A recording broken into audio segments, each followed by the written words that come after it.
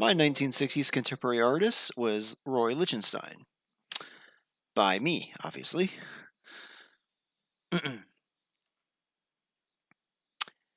man himself, Mr. Roy Lichtenstein. Share some similarities that were both German, I guess. He is known for his pop art and comic like art, elements of melodrama and kitsch qualities, which were basically like irony, humor, things of that nature.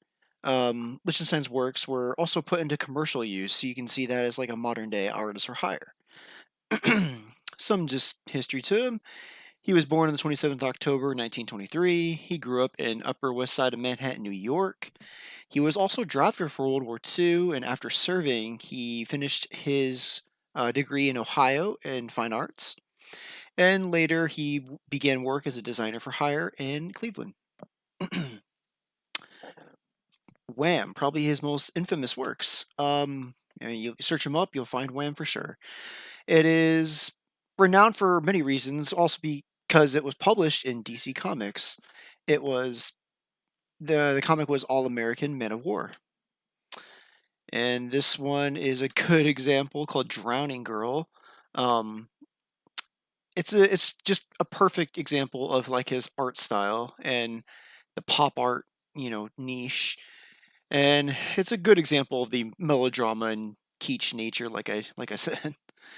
And this is also a good one. It's a little of the times. You can see it's an ad, but it's like very semiotic. It has like that like, oh, get this dishwasher detergent or your man will leave. It screams 60s with the gender roles and all that.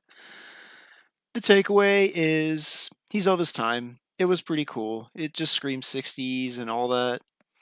The ad for one was a good example. But I personally like his work. I like how it looks. I mean, that sounds cliche, but I'm a fan of comics, so I can get behind him. And him going into commercial use as well made it branch out to a wider audience. And as I said earlier, it was semiotic understanding for having to make these kind of ads.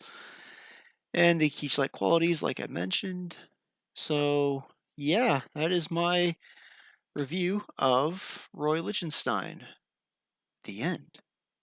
And my works cited. Bye bye.